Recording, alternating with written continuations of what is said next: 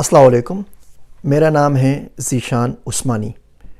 आज की इस वीडियो का टॉपिक है कि सैलाब क्यों आ रहे हैं। हम देखते हैं अभी पाकिस्तान में सैलाब आया हुआ है, कुछ साल पहले भी सैलाब आया था।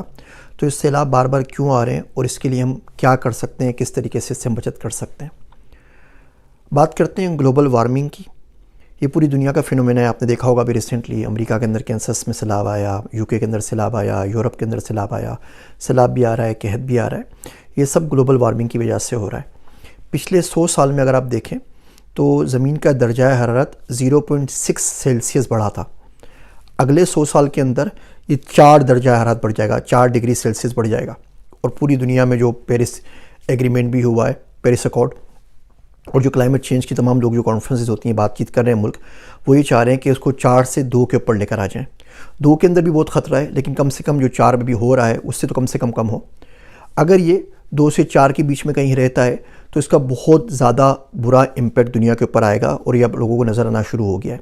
वो प्रेडिक्शन मॉडल्स जो 50-50 साल बाद के थे वो भी से पूरे होने शुरू हो चुके हैं। अगर ऐसा हो जाता है, खुदा ना खास्ता, और इसी तरह लग रहा है कि दुनिया इसी तरफ जा रही है, तो सतह समंदर जो है वो 12 से 39 इंच बढ़ जाएगी। आप समझें कि आप कराची में क्लिफ्टन पे रहते हैं या सी व्यू के सामने रहते हैं, और जो सी व्यू की जो पानी की सतह है वो 39 इंच ऊपर हो जाए, तो आप खुद सोचिए कि शहर का क्या होगा, मुल्क का क्या होगा। बहुत सारे मुल्क हैं दुनिया के जिनमें अलग अलग ख़तरात मौजूद हैं, वल्नरेबिलिटी इंडेक्स है उनकी। पाकिस्तान 5वें नंबर के ऊपर है, यानी कि पूरी दुनिया के 200 ममालिक में से जो मुल्क सबसे ज़्यादा क्लाइमेट चेंज की वजह से जिनके ऊपर असर पड़ेगा उसमें पाकिस्तान का 5वां नंबर है। इंडोनेशिया पूरा बाली समंदर के अंदर चले जाएगा, बांग्लादेश है, सेशल्स है, मालदीव्स है, लेकिन पाकिस्तान भी शामिल है क्योंकि पाकिस्तान एक एग्रीकल्चरल लैंड है। सारे का सारा दौर मदार हमारा पानी दरियाओं के ऊपर है। इसको सही तरीके से मैनेज किया नहीं किया हमने तो हम इसी तरीके से डूबते रहेंगे। और दुनिया ये काफ़ी अरसे से चीख रही है पिछले 10-20 सालों से, लेकिन हम अपनी सियासी सर्कस से बाहर निकलें तो लोगों के ऊपर तवज्जो दें। लेकिन अगर ऐसा होता है तो ये बहुत बुरा होगा। दुनिया भर के अंदर साइंसदान कहते हैं, रिसर्चर्स, कि अगले 80 सालों के अंदर कोई 83 मिलियन लोग मर जाएंगे सिर्फ़ और सिर्फ क्लाइमेट चेंज की वजह से। ये तकरीबन 1 मिलियन बनते हैं साल के, 10 लाख लोग। अभी कोविड आया, कोविड ने 2-3 लाख मार दिए लोग, तो पूरी दुनिया बंद जाम होकर रह गई, जामिद हो गई। आप सोचें अगर ये 1 मिलियन मरने लग जाएँ क्लाइमेट चेंज की वजह से तो दुनिया का क्या होगा।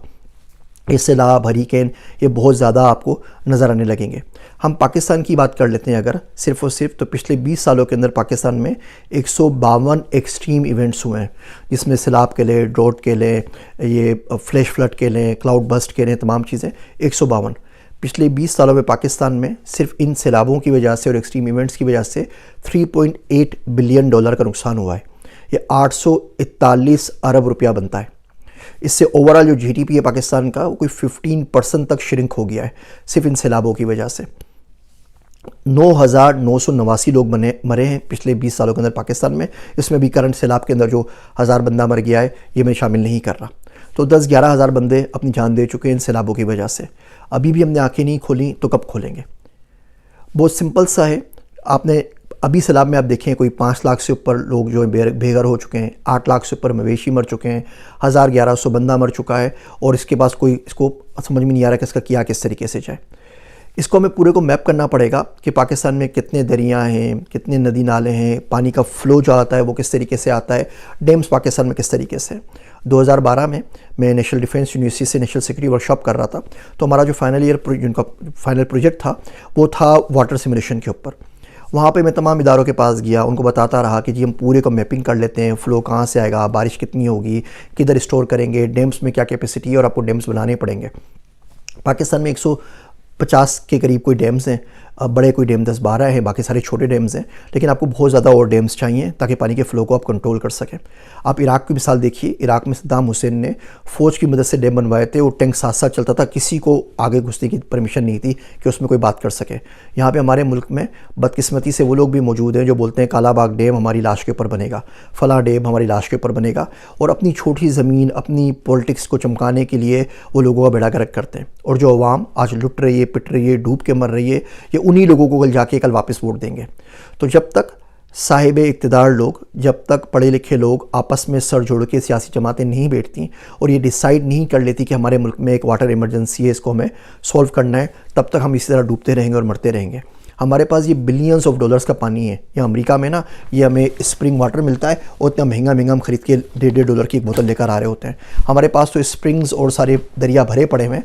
इसको सही तरीके से स्टोर कर लें, हर डैम के ऊपर आप बिजली बना लें, पूरे मुल्क में बिजली बिल्कुल कौड़ियों के भाव हो सकती है और पानी की मैनेजमेंट हो सकती है।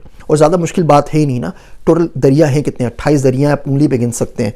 अस्तोर पेला हो गया, चिनाब हो गया, दश्त हो गया, दस्तियारी हो गया, गेम्बिया हो गया, घाघर हाकरा हो गया, गज़ार हो गया, गोमल हो गया, हब हो गया, हंगोल, हुंजा, इंडस, झेलुम, काबुल।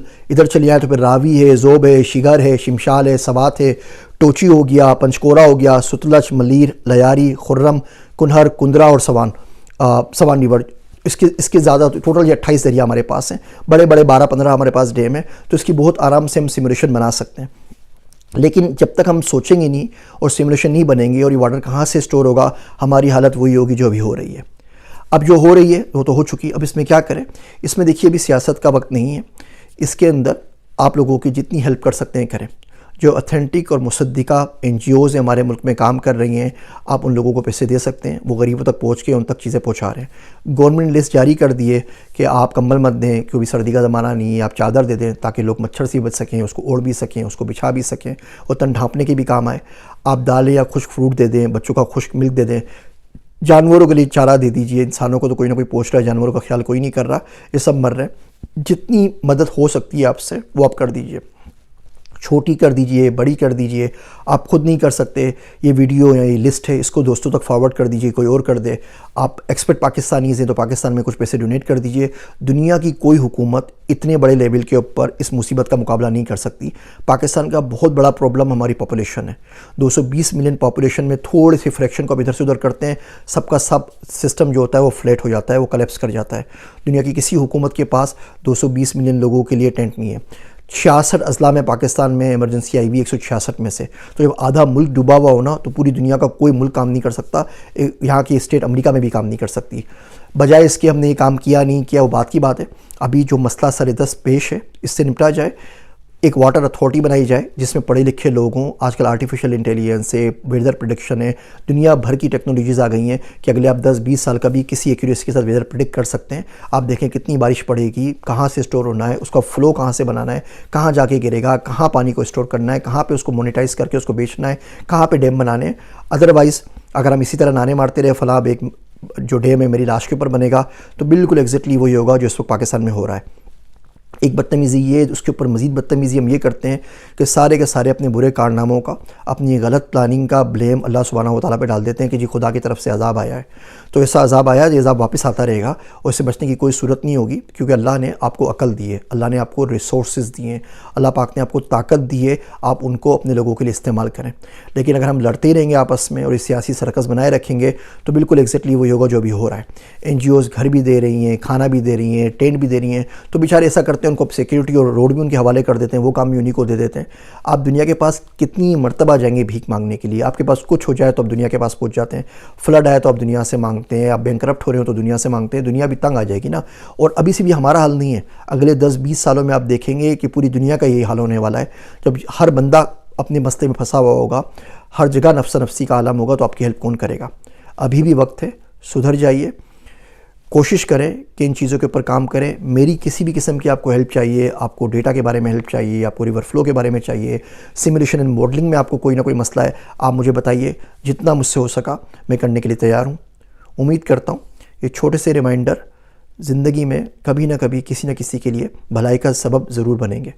मेरी बातें सुनने का शुक्रिया। मैं हूँ ज़ीशान उस्मानी।